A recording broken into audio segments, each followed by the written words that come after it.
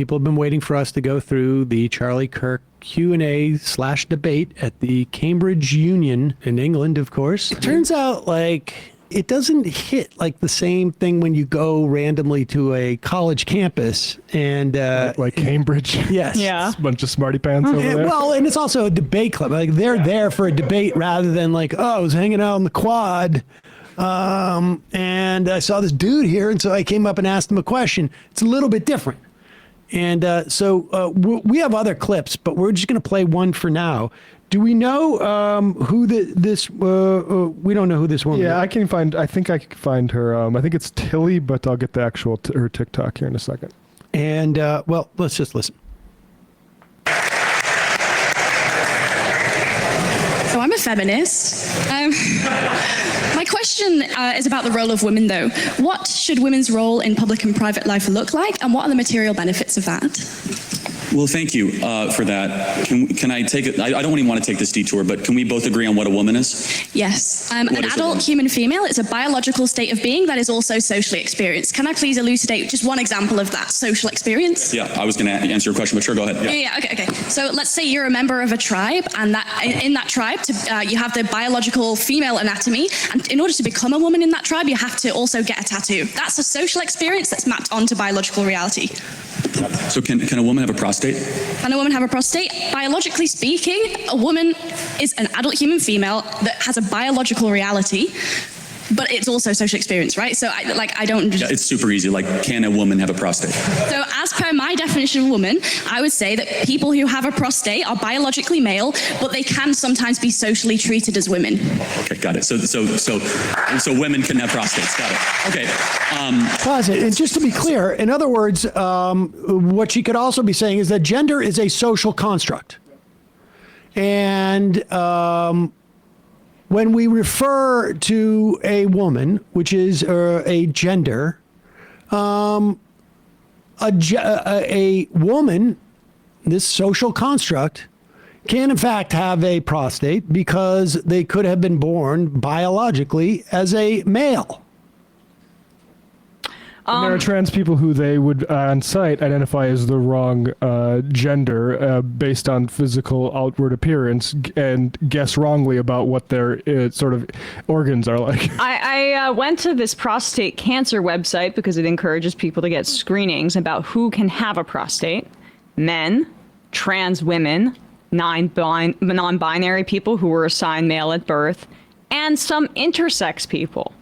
The thing about this argument that is so bad faith is that it ignores the ever-existing presence of 1% to 2% of the population that isn't just like trans ideology that contains both traits of male sex and female sex, and sometimes that overlaps with trans people, and sometimes it doesn't. And my favorite response to that is like, why are you fixating on such a small amount of people? Right. It's interesting that like when you're talking about intersex people, we are talking about a very small sample size, and then all of a sudden that becomes relevant. Also, right. This whole challenge about the prostate, it sort of grants that you can't tell if someone's a man or a woman unless you can inspect whether they have a prostate or not. Exactly.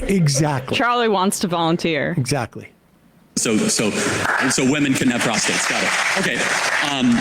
So you're a feminist that actually isn't just fighting for women, you're also fighting for men. So yes, men also experience harms from patriarchy, but I argue... We're talking about the same feminism, though, just make sure. Yeah, sure. Any feminist, he's referring to like a figment of the conservative imagination's understanding of feminists, which is like a zero-sum women over men sort of thing. Exactly. But of course, any feminist is like, actually men are harmed by misogyny too. Any feminist writer, even ones that like are too conservative or too white or capitalist focused, makes the argument that misogyny is harmful to men as well as women. Whatever. But he thinks it's bra burning, armpit hair. We hate men. We hate men. Incidentally, I will also say, I'm at the age where I know a lot of older men. Because it's the generation that precedes me. Yes. And they're still referred to as men, even though they may have had surgery to remove their prostate because of prostate cancer. Good point. Now, harms from patriarchy, but I argue... We're talking about the same feminism, though, just make sure. Yeah, sure, go ahead. So men also experience harm from patriarchal domination, but I would argue that those harms come from that system of domination itself. In the same way, for example, this isn't a threat, but if I reached across and punched you in the face, then my hand might hurt, right? So are we understanding that there are patterns of power? So I would also fight for the rights of men as a feminist, just as I would fight for the rights of women. Sure. Do you think women are happier than they were 40 years ago? I think I would have a few responses to that.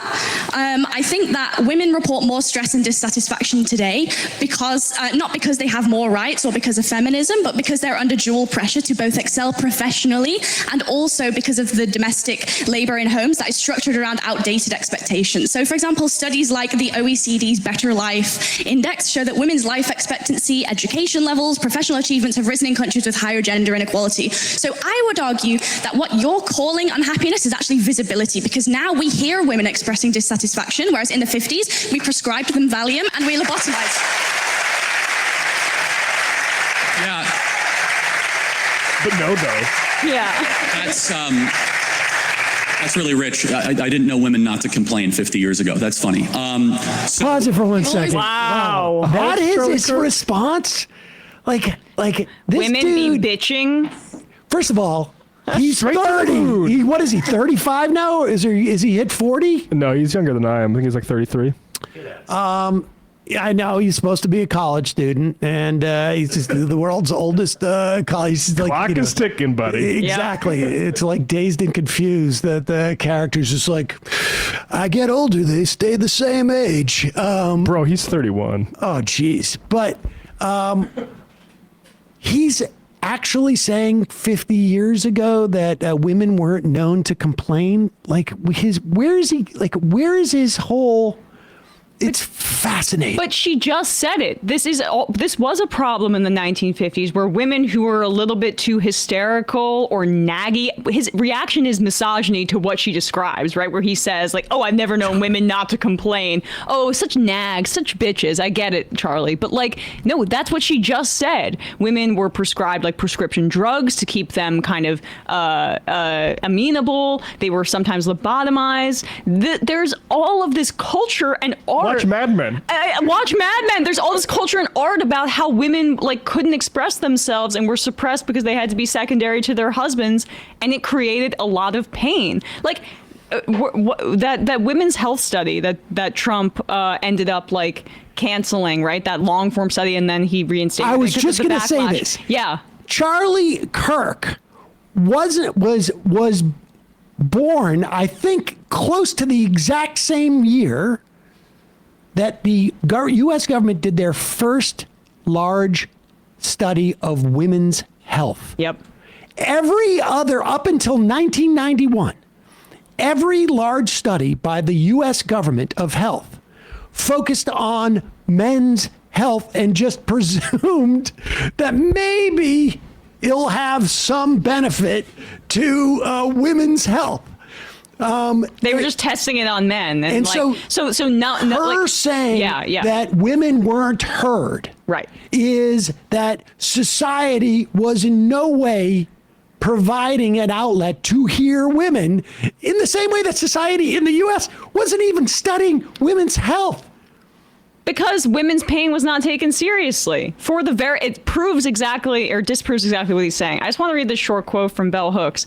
As workers, about the effect of patriarchy on women, or on men. As workers, most men in our culture, like working women, are controlled, dominated. Unlike working women, working men are fed a daily fantasy diet of male supremacy and power. In actuality, they have very little power and they know it. Yet they do not rebel against the economic order or make revolution. They are socialized by ruling powers to accept their dehumanization and exploitation in the public world of work, and they are taught to expect that the private world, their world of home and intimate relationships, will restore them their sense of power, which they equate with masculinity. They are taught that they will be able to rule in the home, to control and dominate, that this is the big payoff for their acceptance of an exploitative economic social order. By condoning and perpetuating male domination of women to prevent rebellion on the job, ruling male capitalists ensure that male violence will be expressed in the home and not in the workforce. And that's about capitalism. But it is also about how that patriarchal system is used as a way to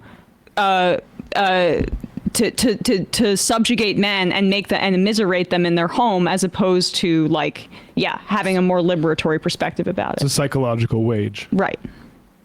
Rich, I didn't know women not to complain 50 years ago. That's funny. Hold on a second. Notice the difference. I mean, I shout out the Cambridge students there, how the roar that they gave her response and the just complete no sell they gave Charlie there. Exactly. Yeah. Why are suicide rates going up more for women? I think that We're not encourages. complaining. Materially, women are killing themselves more. Why is that?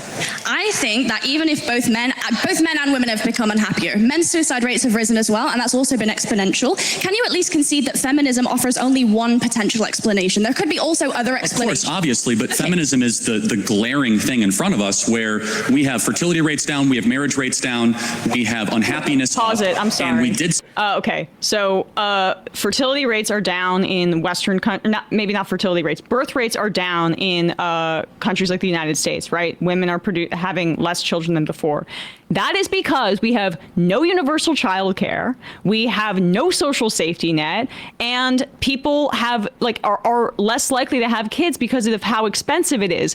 It is also a white supremacist lie that the population rate is decreasing across the planet. When they talk about that, and Elon Musk does the same thing, they are speaking about white, wealthier Western countries, and they don't bring up the fact that that's not the case in other areas of the globe. And for it's a step away from a eugenicist point of view. I just want to point that out.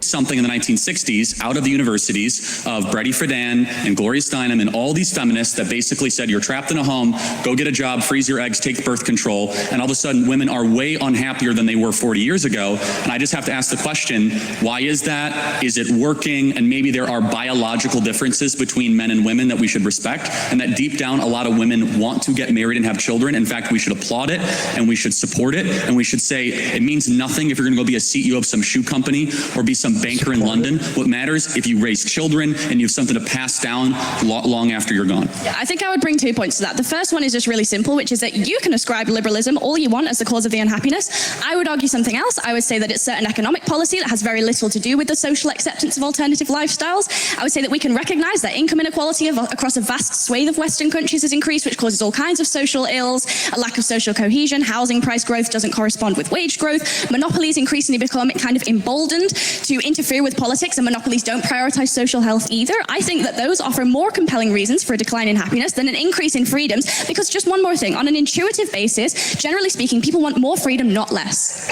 Okay, so if that's true, why is it, do you agree that the happiest women of the West are married with kids? I would have to look into it, but I think there are certain and objectively we know that, right? The women with kids are not the ones tearing down statues, right? Okay, I'm sorry. They're the ones that actually... Correlation without causation. If you are married and you have kids, you know what's more likely?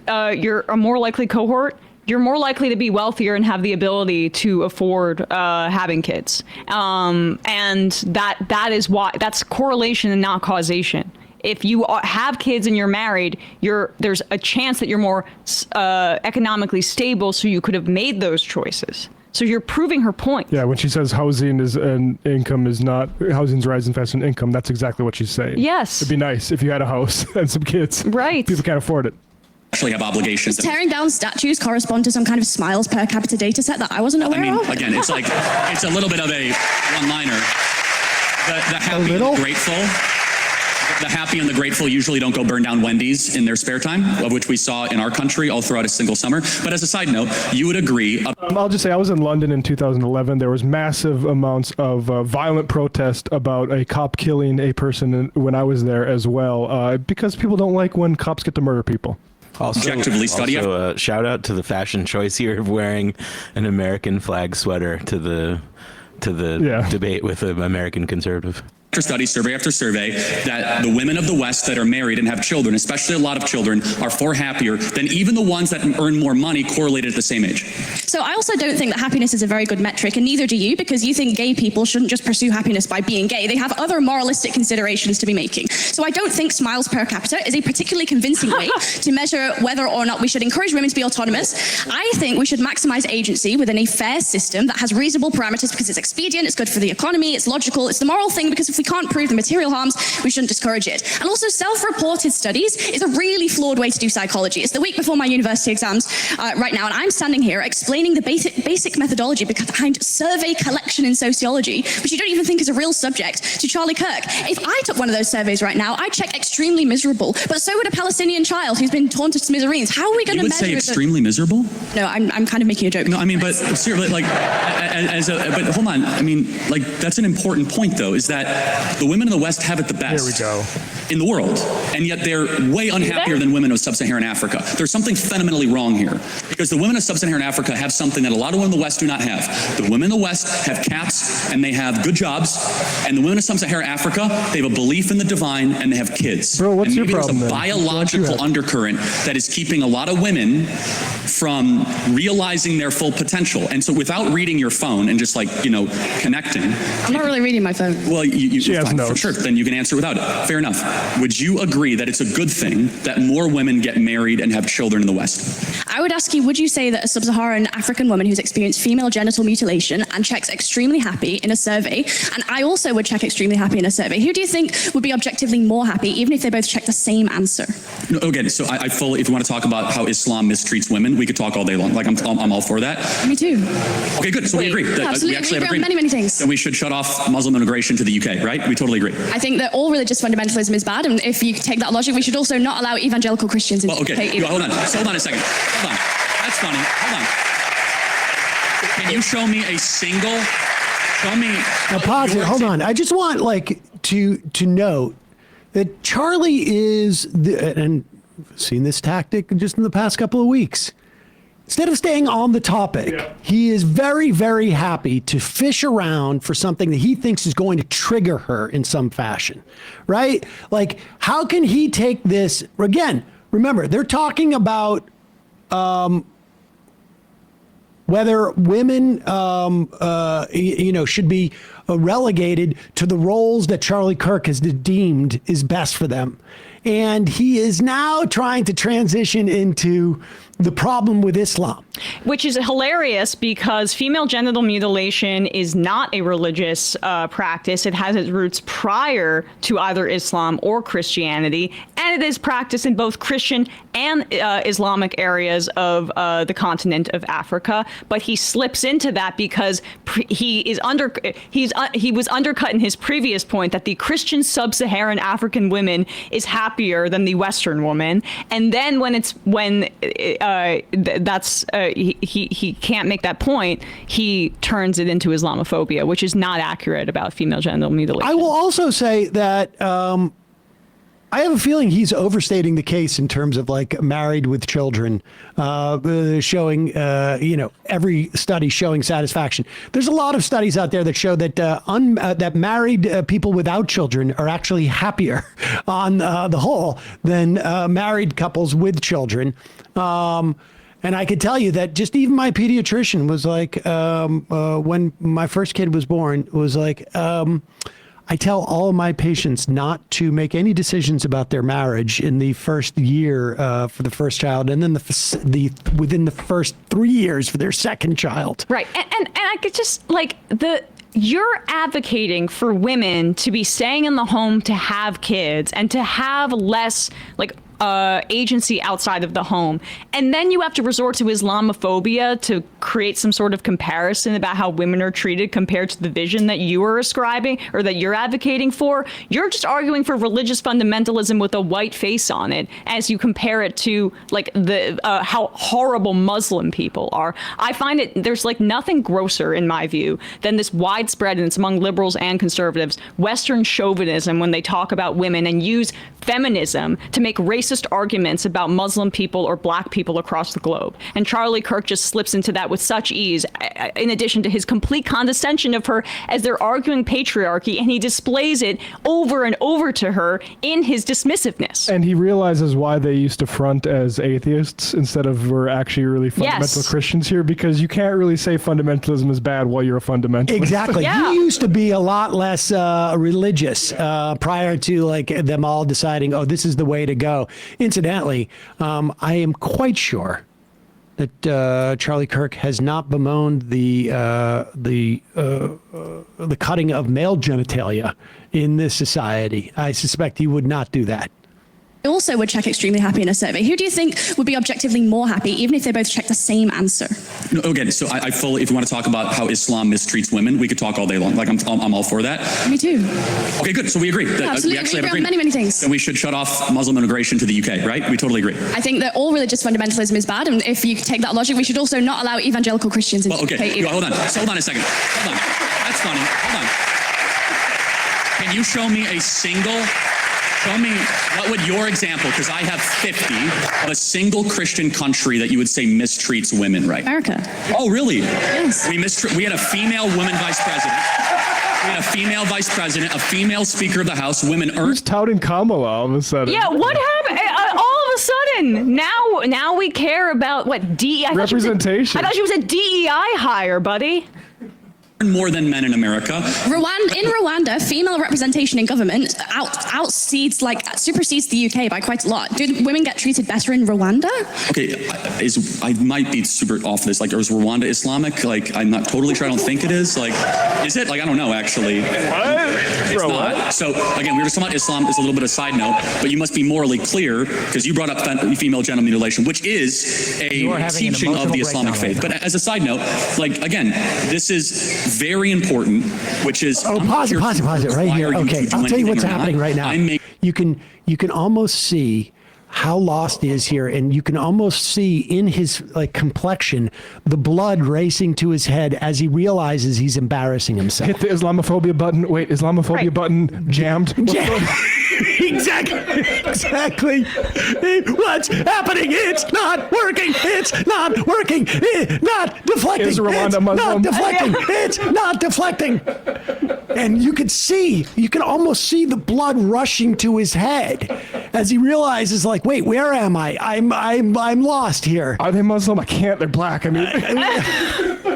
And also, is feminism bad, Charlie, or is Rwanda and Islam such a problem because it's not feminist enough? Which one is it? Islamophobia button. Brown person, bad. Jammed. Smash it. Jammed. I might be super off this. Like, is Rwanda Islamic? Like, I'm not totally sure. I don't think it is. Like, is it? Like, I don't know, actually. It's not. So, again, we were just talking about Islam as a little bit of a side note, but you must be morally clear, because you brought up female genital mutilation, which is a teaching of the Islamic faith. But lie. Like, again, this is very important, which is, I'm not here to require you to do anything or not. I'm making a simple observation, which is objectively true regardless. The women of the West are miserable, and they're miserable for a reason, because we've told them to suppress how they are made by God and pursue something else and get a bunch of trinkets and get a bunch of promotions, and they end up at 38 years old with a big flat in London. Pause it. Now, understand also, let's just break this out. Men do all these things he's saying. Get the trinkets, get the job, get the flat. He is saying that there is a biological imperative that makes any type of success economically or socially by women completely hollow because of their biological imperative. Period. End of story. And it is also extremely telling that the first words he brings up at the beginning of this debate is, what is a woman? That he turns it to transgenderism, because it shows you that their transphobia is a function of the patriarchy.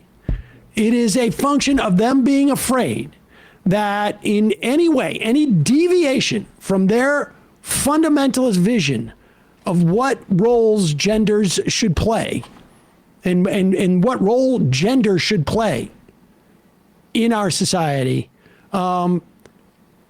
if there's any deviation, it is problematic for their control of women.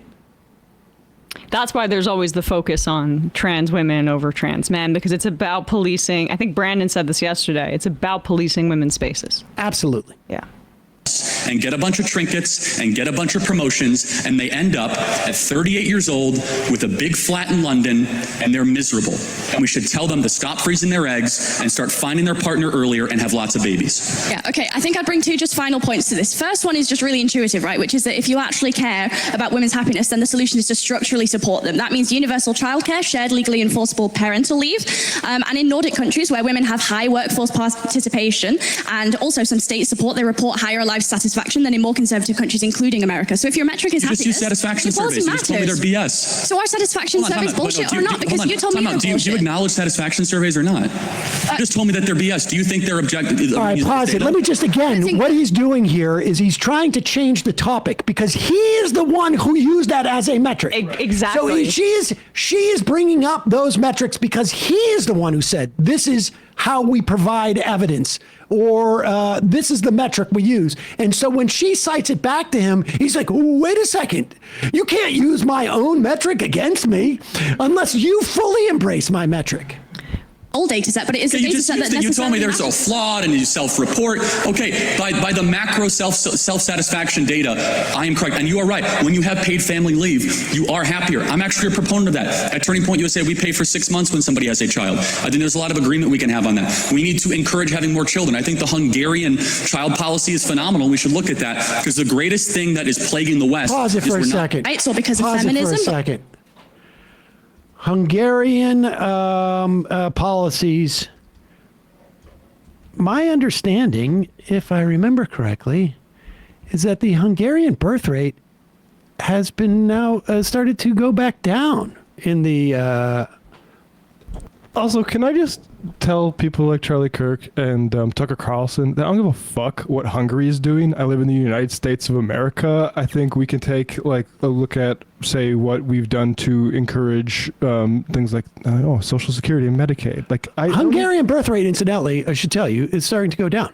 Yeah, I mean, I don't look to Hungary. Well, the framing, this is the intersection of like both the misogyny and religious fundamentalism and the immigration stuff, because these are like the natalist policies that some Republicans are kind of fixated on trying to implement here, which is this idea that immigration should not be expanding our population. It should be the mothers that are in the home, and you can justify like draconian anti-immigrant measures by, giving, I don't know, baby bonds to women, but it excludes single parents, it excludes anybody who's LGBTQ, and it's discriminatory in terms of the model that is being described here. And so, of course, Charlie Kirk is in favor of that because it's about social control as opposed to actually helping people materially.